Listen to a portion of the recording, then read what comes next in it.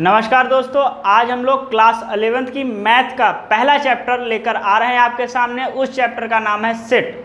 आप लोग बहुत दिनों से आप लोगों को कमेंट आ रहा था कि सर क्लास 11th के चैप्टर्स कब पढ़ाए जाएंगे, तो अब वो सीरीज आ चुकी है और लगातार आप लोगों को चैप्टर्स मिलते रहेंगे और उसके कॉन्सेप्ट्स मिलते रहेंगे। तो आज जो चैप्टर हम लोग शुरू करेंगे वो सेट को शुरू करेंगे और सेट के बारे में बताएंगे कि सेट होता क्या है, सेट को कैसे हम डिस्क्रिप्शन कैसे हम उसको लिखेंगे, और भी कई बातों को करेंगे। इससे रिलेटेड क्वेश्चंस को इस वीडियो में करेंगे और आने वाले वीडियो में इससे भी बेहतरीन चीज़ें, बेहतर तो दे ही रहे हैं, उससे भी बेहतर चीज़ों को देने की कोशिश करेंगे जितनी हमारी सामर्थ्य है। तो चलिए दोस्तों स्टार्ट करते हैं। आज का टॉपिक हमारा क्या है? सेट है। क्या है? सेट। ठीक है, तो सेट्स होता क्या है, सबसे पहले हम लोग पढ़ेंगे कि सेट होता क्या है। What is set? तो आप लोग जानते हैं? नहीं जानते तो कोई बात नहीं, अब हम आपको बताने जा रहे हैं। तो क्या होता है सेट? सेट हमारा होता है अ वेल डिफाइंड, क्या? अ well defined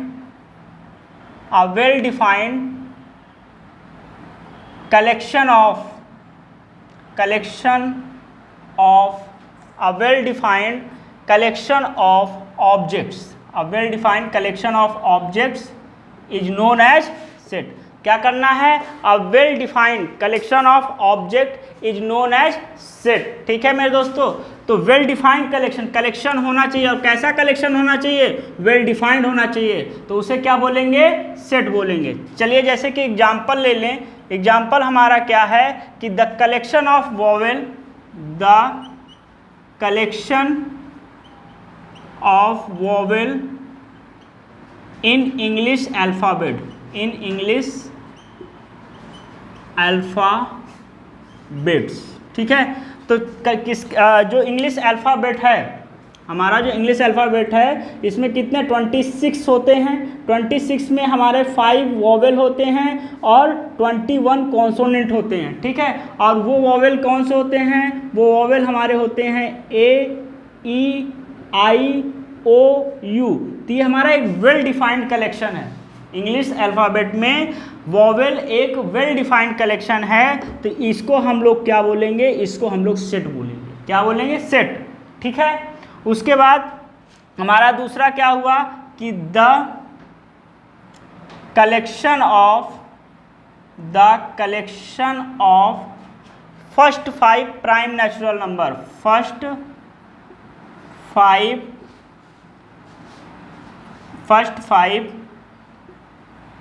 prime natural number. ठीक है, तो फर्स्ट 5 प्राइम नेचुरल नंबर क्या है? सबसे छोटा प्राइम नेचुरल नंबर क्या है? 2, उसके बाद 3, उसके बाद 5, उसके बाद 7 और उसके बाद 8, 9 नहीं होता है, 10 भी नहीं होता, 11। तो फर्स्ट 5 प्राइम नेचुरल नंबर क्या है? 2, 3, 5, 7, 11। तो ये भी एक वेल डिफाइंड कलेक्शन है। तो इसे हम क्या बोलेंगे? इसको हम बोलेंगे सेट। ठीक है मेरे दोस्तों, उसके बाद हमारा अगला जो है वो the collection of good player दिख रहा है? The collection of good cricket player लिख लो। गुड क्रिकेट प्लेयर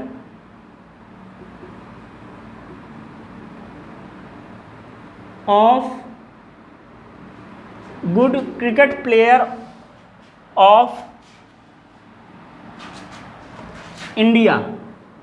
ठीक है, तो यहाँ पर जो हमारा the collection of good cricket player of India, तो यहाँ पर क्या है कि एक वेल डिफाइंड कलेक्शन नहीं है कि हम किस बेसिस पे गुड प्लेयर कहें।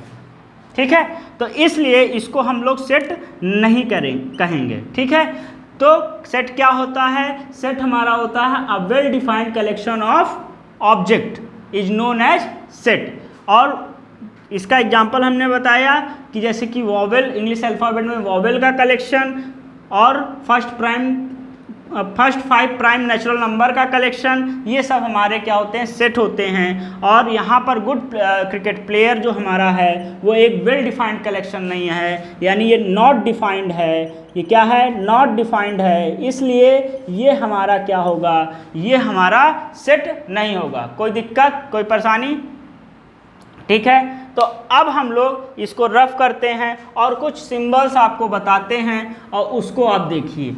और दोस्तों इससे पहले हम आपको एक बात और बता देंगे कि इस चैप्टर को पढ़ने से पहले आप हमारा एक वीडियो है, उस वीडियो को ज़रूर देख लें। वो वीडियो क्या है, ये होमवर्क आपका है। वो वीडियो क्या है, flow of real number, flow chart of real number. तो आप यूट्यूब में डालेंगे tuition tutorial bye flow chart of real number by tuition tutorial, ठीक है। और अगर तब भी नहीं मिलता है तो लिंक डिस्क्रिप्शन बॉक्स में है, उसको जाके देख लीजिए, क्योंकि वहाँ से आपका जो नंबर वाला कॉन्सेप्ट है वो क्लियर हो जाएगा, क्योंकि उसकी बार बार ज़रूरत होगी। इवन नंबर क्या होता है, ऑड नंबर क्या होता है, रेशनल नंबर क्या होता है, इरेशनल नंबर क्या होता है, कॉम्प्लेक्स नंबर क्या होता है, इंटीजर क्या होता है, नॉन इंटीजर क्या होता है, प्राइम नंबर, कंपोजिट नंबर, इस तरह की जितनी भी कन्फ्यूजन है उसको हम वहाँ पर क्लियर किए हैं। और वहाँ जाके आप देख लीजिए, लिंक हम डाले दे रहे हैं डिस्क्रिप्शन बॉक्स में, वहाँ से भी आप जाके देख सकते हैं, ठीक है। तो चलिए आगे चलते हैं। कुछ हमारे सिंबल्स हैं जो अगर आपको दिख जाएं, क्या हो जाएं, दिख जाएं, तो आप समझ लीजिएगा कि इसका मतलब क्या है। जैसे एन है, जेड है, जेड प्लस है, क्यू है, क्यू प्लस है, दिख रहा है, जहाँ ना दिखेगा बताइएगा। आर है, आर प्लस है, सी है, ठीक है। तो एन हमारा क्या है, एन जब जहाँ भी दिख जाए तो समझ लीजिएगा कि for the set of natural number, क्या है, for the set of natural number, ठीक है। जेड हमारा दिख जाए तो for the set of integer, क्या, for the set of integer, ठीक है। अब यहाँ पर अगर पॉजिटिव है तो इसका मतलब हो जाएगा for the set of all positive integer, all positive integer, ठीक है। उसके बाद क्यू का क्या होगा, for the set of all rational number. अब आप पूछेंगे कि रेशनल नंबर क्या होता है, तो हमने कहा है फ्लो चार्ट में जाइए। अगर तब भी समझ नहीं आता तो कमेंट सेक्शन में लिखिएगा, अगली वीडियो में आपको बता दिया जाएगा। और उसके बाद for the set of all positive rational number, ठीक है। ये हो गया, ये हमारा है for the set of all real number. इसका मतलब होता है for the set of all positive real number, और इसका होता है for the set of complex number, ठीक है मेरे दोस्तों। कोई दिक्कत, दिख रहा सारी चीज़ें, यहाँ पर नहीं दिख रहा सारी चीज़ें, पूरा नहीं दिख रहा। देखिए यहाँ पर शायद आपको नहीं दिख रहा है, तो इसको हम लिखे दे रहे हैं फिर से, फॉर द सेट ऑफ, इसको लिखे दे रहे हैं, ये देखिए, for the set of complex number. अब दिख रहा है, ठीक है दोस्तों। तो इसको आप देख लीजिए, स्क्रीनशॉट ले लीजिए, ले लिए होंगे। तो चलिए अब आगे ध्यान दीजिए कि एक बार समझा देते हैं कि अगर कैपिटल एन लिखा हो तो इसका मतलब होता है for the set of natural number. बोलते जाइए साथ में, इससे याद भी हो जाएगा। कैपिटल जेड लिखा हो तो क्या होगा, for the set of integer. Z plus लिखा हो तो for the set of all positive number, और क्यू लिखा हो तो for the set of all rational number. बोलिए अब साथ में, Q प्लस लिखा हुआ है तो for the set of all positive rational numbers, और R लिखा हुआ है for the set of all real number, और अगर R प्लस लिखा है तो for the set of all positive real number, और C लिखा हुआ है तो for the set of complex number. ठीक है दोस्तों, अब हम लोग आगे चलते हैं, अगला टॉपिक इसका देखते हैं क्या है। अगला टॉपिक हमारा डिस्क्रिप्शन है, कैसे हम सेट को लिखेंगे। ठीक है, सेट को हम लोग कैसे लिखेंगे ये चीज़ें हम आपको बताने जा रहे हैं। तो अगला टॉपिक क्या है, डिस्क्रिप्शन ऑफ सेट। क्या है, डिस्क्रिप्शन ऑफ सेट। तो देखिए सेट को दो तरीके से लिखा जा सकता है या लिखा जाता है। क्या, पहला हमारा जो है वो रोस्टर फॉर्म है। क्या है, रोस्टर फॉर्म। ठीक है, क्या है, रोस्टर फॉर्म, जिसे हम टैबुलर फॉर्म भी बोलते हैं, और टैबुलर फॉर्म।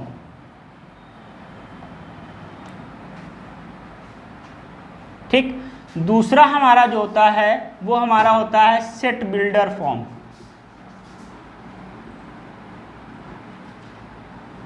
पहला हमारा होता है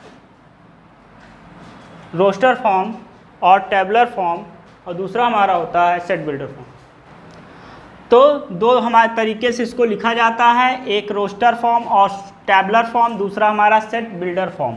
ठीक है, तो रोस्टर फॉर्म को कैसे लिखेंगे ये हम आपको बता दें। रोस्टर फॉर्म को हम लोग लिखेंगे जैसे कि हमारे पास आ गया पहला हमारा ये हम बोलते हैं कि अगर ऐसा लिखा हो कि the set of vowel in English alphabet, तो उसका हम रोस्टर फॉर्म में कैसे करेंगे, एक कर्ली ब्रैकेट लगा देंगे। ठीक है, वोवेल क्या कौन से ए होते हैं, ए लिखेंगे, कॉमा लिखेंगे, ई हो जाएगा, आई हो जाएगा, ओ हो जाएगा, यू हो जाएगा, कर्ली ब्रैकेट क्लोज कर देंगे। ये हमारा क्या है, रोस्टर फॉर्म। ठीक है, मतलब दो कर्ली ब्रैकेट के बीच में जो भी एलिमेंट्स हों उनको ए, ई, आई, ओ, यू। ठीक है, कोई दिक्कत, इस तरह से हम इसको लिख सकते हैं। ठीक, ये जो लिखने का तरीका है इसी तरीके को बोलते हैं रोस्टर फॉर्म या टैबुलर फॉर्म। ठीक है, उसके बाद अगर मान लिया जाए ये लिखा जाए कि द सेट ऑफ फर्स्ट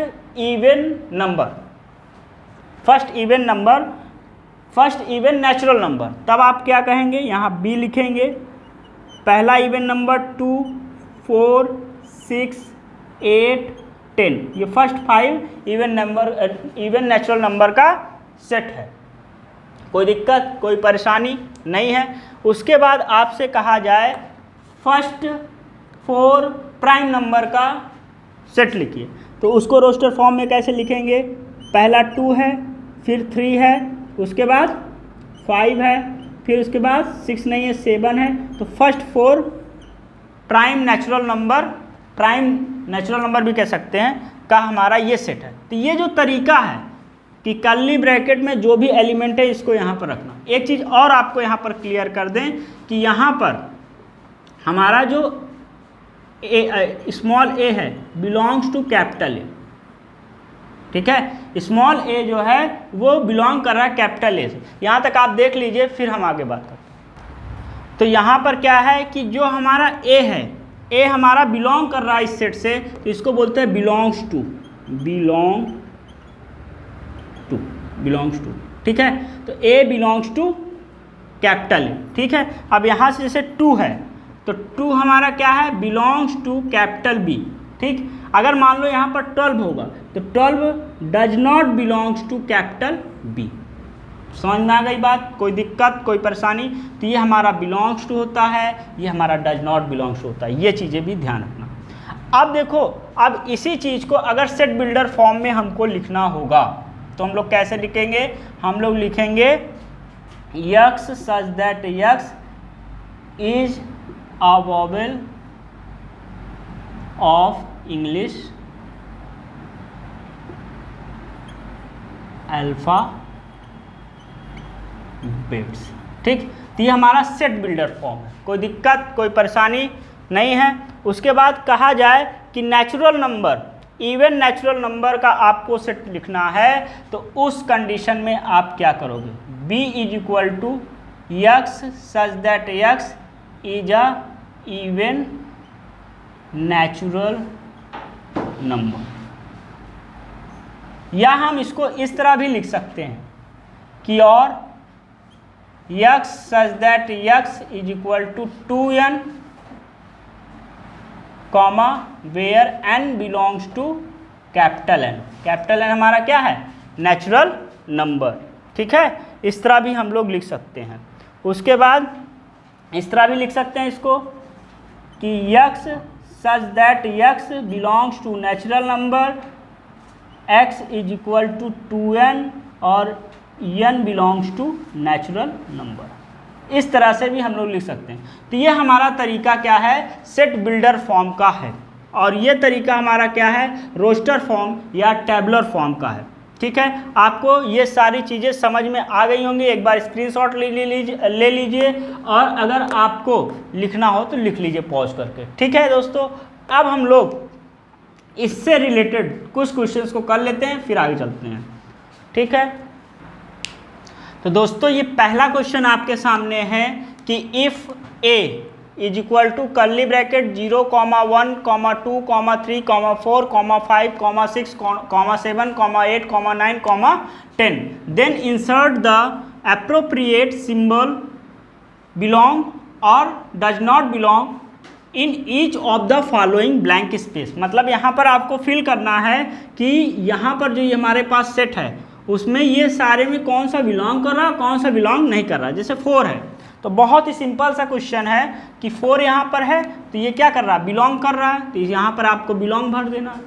-4 नहीं है तो यहाँ पर डज नॉट बिलोंग हो जाएगा।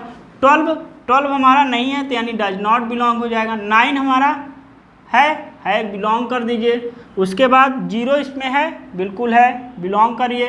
-2 नहीं है, ये हमारा डज नॉट बिलोंग हो जाएगा। तो इस तरह से ये क्वेश्चन था, तो आप इसको देख लीजिए और हम लोग दूसरा क्वेश्चन करने जा रहे हैं। तो दोस्तों अगला क्वेश्चन आपके सामने है। तो यहाँ ये क्वेश्चन क्या है? इस क्वेश्चन में क्या है कि मैच द फॉलोइंग, आपको मैच करना है।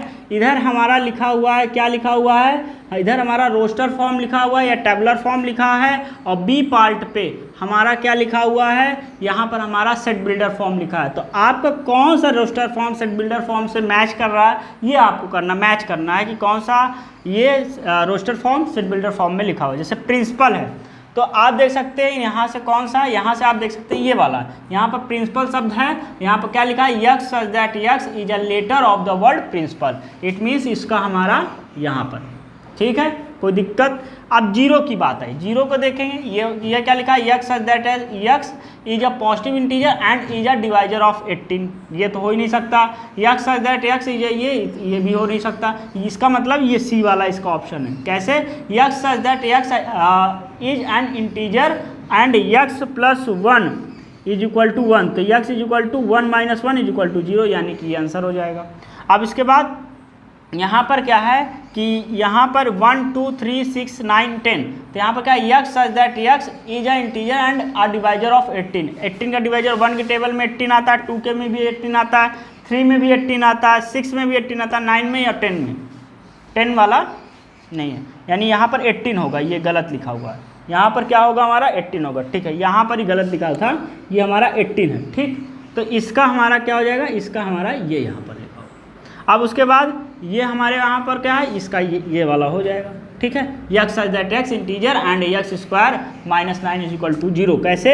X square is equal to 9 हो जाएगा, यक्स इज इक्वल टू +-3 हो जाएगा। ठीक है दोस्तों, तो ये सारे क्वेश्चंस आपके सामने थे। आज हमको यहीं तक पढ़ना है और ये हमारे कॉन्सेप्ट हैं। आपको कैसा लगा इसको कमेंट सेक्शन में बताइएगा। और अगर आप चाहते हैं कि आपका जैसे 10th में बहुत ही अच्छे तरीके से हमने कोर्स कराया और आप लोगों के लिए बहुत ही बढ़िया तरीके से पढ़ाया, तो 11th में भी उससे भी बेटर तरीके से हम आपके सामने आए। तो आपका बस थोड़ा सा सपोर्ट चाहिए कि आप इस वीडियो को उन सभी बच्चों तक पहुंचाइए जो फीस देने में सामर्थ्यवान नहीं है।